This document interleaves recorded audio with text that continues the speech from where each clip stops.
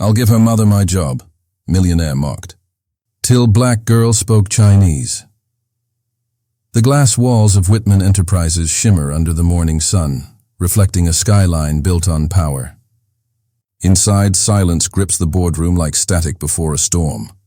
Daniel Reed leans back in his chair, arrogance tucked neatly behind a smirk. Across from him sits Mr. Liang Wei, the poised Chinese investor whose approval could reshape the company's future. At the far end of the room, Maya Johnson stands with quiet poise, a stack of documents pressed to her chest. Her badge reads intern, but her sharp eyes catch every word, every mistake. Daniel clears his throat and launches into the presentation, twisting Mandarin phrases into awkward mispronunciations. Mr. Liang's polite expression begins to fade. A faint chuckle slips from Daniel. Maybe our intern here can translate for me, he says, nodding toward Maya. After all, her mother cleans this floor every night. Laughter rolls around the table. Charles Whitman, the CEO, forces a thin smile, pretending not to notice. But when Maya's gaze meets Mr. Liang's, something unspoken passes between them. A quiet recognition. The air tightens. A deal trembles on the edge of collapse. And Maya's silence suddenly feels louder than anything said in that room. Angela Johnson's reflection often appeared first in the glass doors of Whitman Enterprises, long before sunrise. Her mop would glide over the marble floors while city lights still blinked awake. 15 years of cleaning the same hallways, listening to the echo of heels that never paused for her, and laughter that floated past like she was part of the furniture. Maya grew up watching that silence, the kind that sits heavy in the throat when dignity is traded for a paycheck. She would wait in the staff lounge after school, sketching words from different languages on scraps of paper while her mother worked. Spanish, French, Mandarin.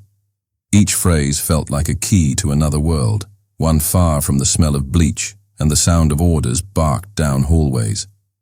Angela would often glance at her daughter and whisper, "Baby, clean hands are not always the ones holding the mop." That sentence stayed with Maya through every sleepless night that followed. Their apartment was small, the walls thin enough to hear neighbors argue and radios hum. But on a rickety second-hand laptop, Maya built her universe, watching free tutorials, borrowing library books until the librarians knew her name. Her hunger for knowledge was fierce. She practiced accents late into the night, whispering sentences in Mandarin until her voice turned hoarse. Scholarships came, then more hours of study, but never ease. At every stage, someone reminded her of who they believed she was. A cleaner's daughter pretending to be someone else. Yet every insult only sharpened her resolve. In her final year of university, Maya wrote a paper on cross-cultural negotiations that quietly won an award few ever noticed. But she did not care for trophies.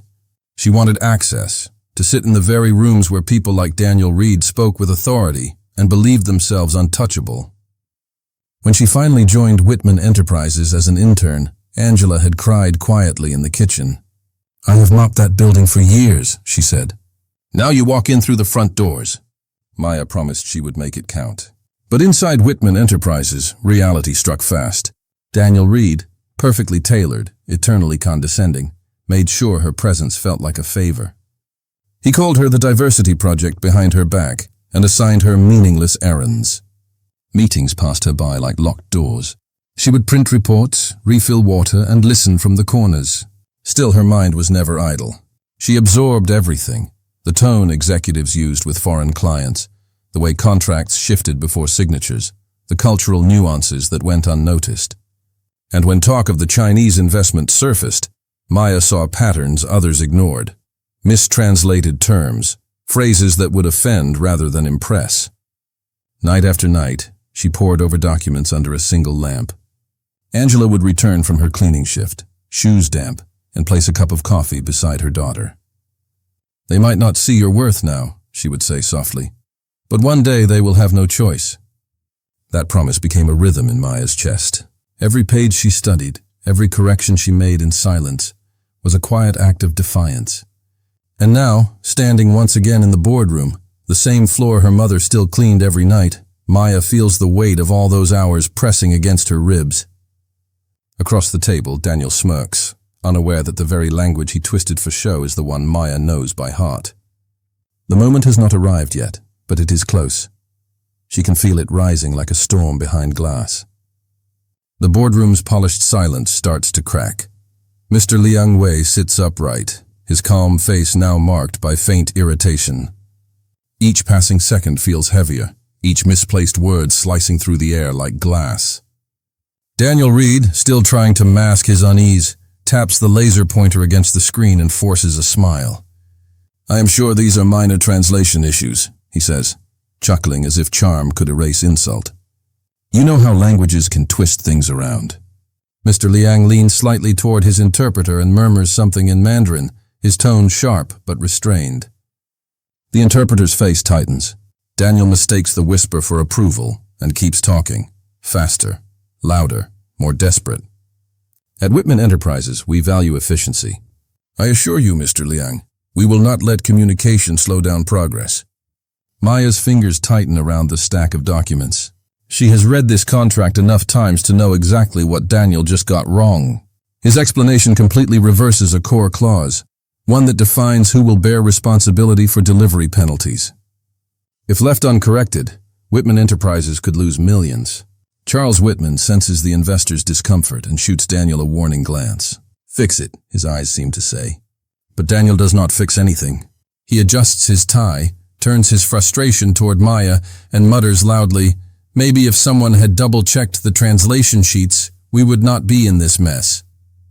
All eyes shift toward her, the intern standing quietly near the wall, the only black woman in the room, holding papers she never misprinted.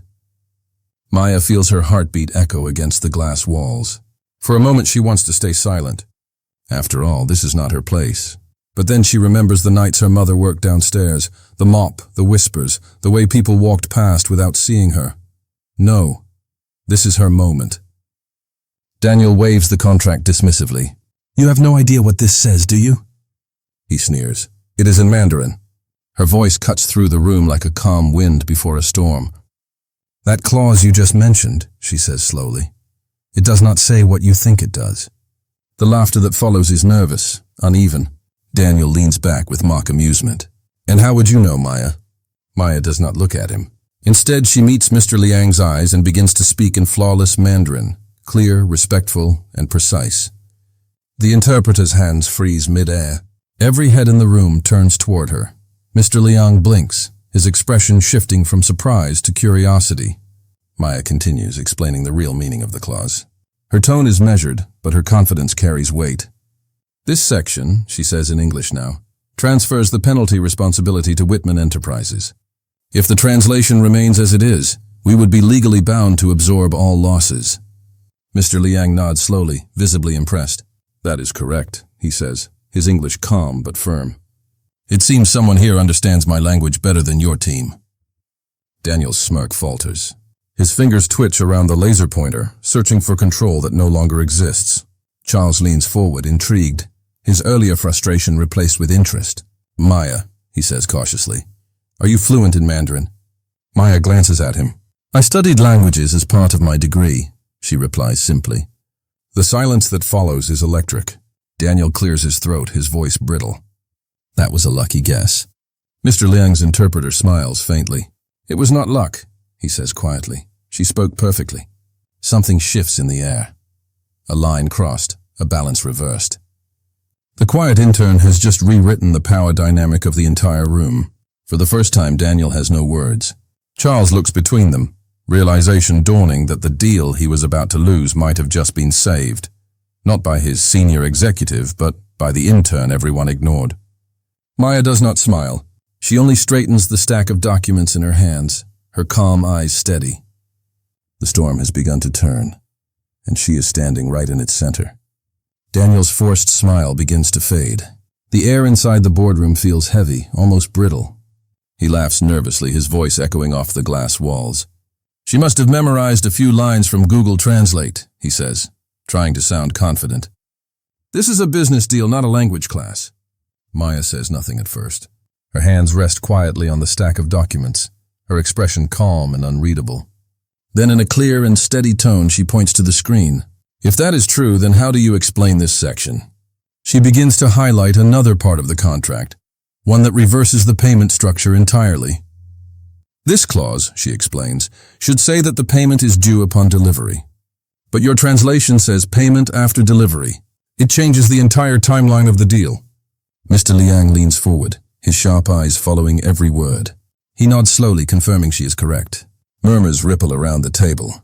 The same executives who had laughed minutes ago now whisper quietly, avoiding eye contact. Daniel's jaw tightens. You are not qualified to question our system, he snaps.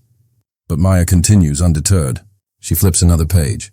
Here, the Mandarin version uses the word chengben, meaning cost. The English version says profit. That is not just a mistake. That is manipulation. A deep silence follows. Even Charles Whitman looks stunned. He turns to Mr. Liang. Is that accurate? Mr. Liang nods again. It is, he says firmly. Her understanding is precise. Daniel's voice shakes slightly. She is exaggerating. I prepared this contract myself. Mr. Liang folds his hands on the table. That may be the problem, he replies softly. Maya's calm gaze meets Daniel's. She is no longer the invisible intern. She is the only person in the room who seems to know what she is doing. Charles gestures toward a chair. Maya, please sit down, he says. Go through the rest of it. Daniel stiffens. You are letting her take over? Charles ignores him. Continue, he tells Maya. With steady hands, Maya opens the next set of slides. Her voice remains firm and gentle as she explains line after line, every correction sharper than the last. The errors are not small. They could have ruined the company's reputation and cost millions.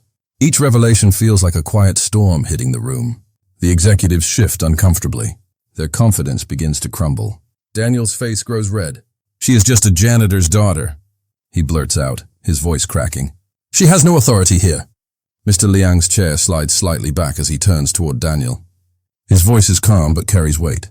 Maybe authority comes from knowledge, he says, not from titles. The words land like thunder. The room freezes. Daniel opens his mouth to reply, but nothing comes out. His arrogance has turned into silence. Maya looks down at the contract, then back up. I was not trying to embarrass anyone, she says softly. I only wanted the truth to be correct. Her humility contrasts sharply with Daniel's pride. That difference speaks louder than any argument. Charles watches her closely. There is a flicker of respect in his eyes that was not there before. Mr. Liang leans back in his chair, his earlier frustration replaced with quiet admiration. Your company is fortunate to have her, he says. The staff who once laughed now sit perfectly still, exchanging uneasy glances. The balance in the room has shifted completely. The janitor's daughter is now leading the meeting. Maya takes a slow breath and opens her laptop. There is one more thing I want to show you, she says. The glow from her screen reflects in her eyes. No one dares to interrupt. For the first time, every person in that room is listening. A low hum fills the room as Maya connects her laptop to the large screen. The blue light of the projector flickers across the faces around the table. Curious, cautious, unsure of what will happen next. Her fingers move steadily across the keyboard. I have been working on something during my studies, she says softly, her voice steady despite the storm that just passed. It is a language translation platform, not just for words, but for meaning. The screen lights up with a sleek modern interface.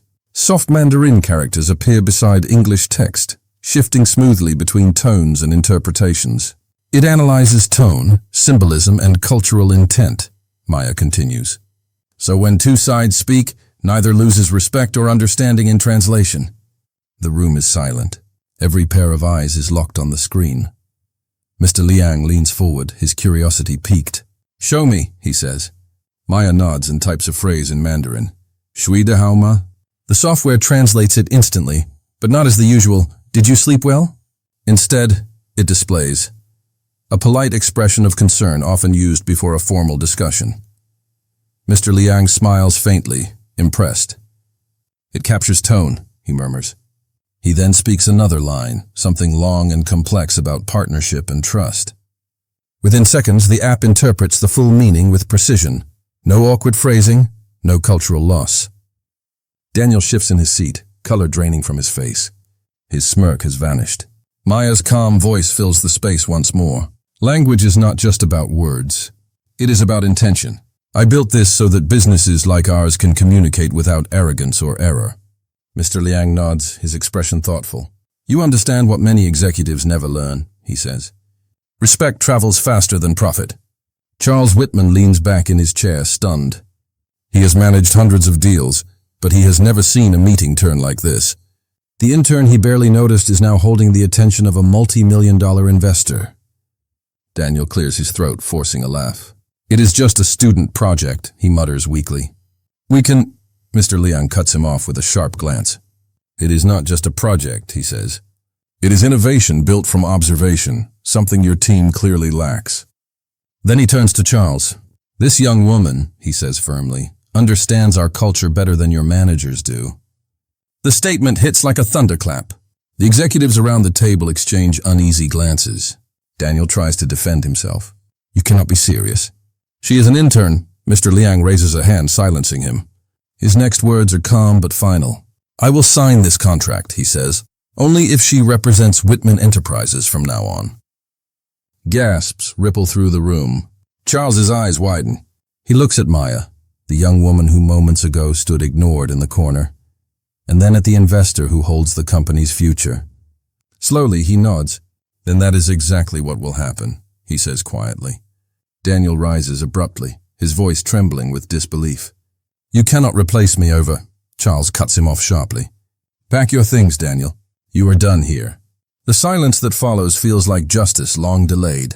Maya stands frozen for a moment, unsure if this is real. She sees her mother's face in her mind, tired, proud, bent over a mop under these same lights. Every late night, every word of encouragement, every quiet sacrifice flashes before her eyes. Mr. Liang extends his hand toward her. Competence, he says, speaks every language. Maya takes his hand gently. The room, once filled with laughter at her expense, is now filled with awe. The deal is signed. The partnership is secured. And the woman they had dismissed as a background shadow has just saved the entire company. No one laughs now, only the sound of pens on paper, and the silent acknowledgement that something remarkable has just taken place. The morning sun spills through the tall glass windows of Whitman Enterprises, painting soft gold across the marble floors. The same halls where Maya once walked unnoticed now echo with her name. Weeks have passed since that unforgettable meeting. The company's official press release lights up every business network. Maya Johnson appointed Vice President of International Relations. Inside the building, whispers turn to smiles. Some cannot believe it. Others say it was always meant to be. And in the quiet corner of the cleaning department, Angela Johnson stands frozen before the screen, her hands trembling around a mop handle. Her daughter's face appears beneath the bold headline, confident, radiant, and calm. Tears blur Angela's vision as she whispers, I told you, baby. They would see your worth. Later that week, Maya invites her mother to the new office. The room is filled with sunlight, books in multiple languages lining the shelves, and a single framed photo of the two of them on Maya's desk. Angela runs her hand over the polished surface, her eyes glistening. You built this with patience, she says softly. And with grace. Maya smiles, remembering the long nights her mother worked while she studied by the janitor's closet light. You showed me what strength looks like, she replies. Under Maya's guidance, the company transforms. Instead of hiring for titles and family names, she builds a small, diverse team, people with hunger, talent, and empathy. The results are immediate. Within months, Whitman Enterprises expands deeper into Asian markets, forming partnerships built on understanding, not ego. Reporters call it a new era for the firm. Mr. Liang personally visits again, bringing gifts and gratitude. You have built a bridge of trust, he tells her. As for Daniel, his name fades quietly from the industry. No one remembers the manager who mocked an intern, only the young woman who changed the company's destiny. Charles Whitman, now older and wiser, visits Maya's office one evening. He stands by the window and says, You taught me something money never could, humility. Maya looks out at the skyline, a quiet smile touching her lips. And you taught me that real power, she says, is the ability to listen. Outside, the city hums, a world finally speaking the same language. 6 months later, laughter fills a small community center in the same neighborhood where Maya grew up. A new sign hangs proudly above the entrance, the Angela Institute for Communication. Inside, rows of students sit at wooden desks. Some wear cleaning uniforms, others are young people holding notebooks tightly. They are the ones who were told they would never belong in boardrooms, the ones whose voices were once ignored. At the front, Maya stands with calm confidence. She looks at the students, faces filled with hope, faces that remind her of her mother, of herself, and of every person who was ever underestimated. In the front row, Angela watches with tears in her eyes. The woman who once mopped office floors now sees her daughter teaching others to rise beyond limits. When the applause settles, Maya speaks gently but with strength in her voice. "Language connects us," she says, "but respect is what keeps us understood." The audience listens in silence, every word carrying weight and truth. Today, Maya no longer stands outside the door of opportunity. She leads from the front, as vice president at Whitman Enterprises and founder of a center that opens doors for others. The same company that once overlooked her now depends on her wisdom. The same world that once doubted her now learns from her example.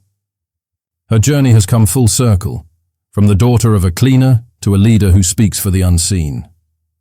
And in every class, every lesson, her message remains the same. Competence has no color, no age, and no surname. Because true success is not measured by where you start, but by how many others you help rise along the way.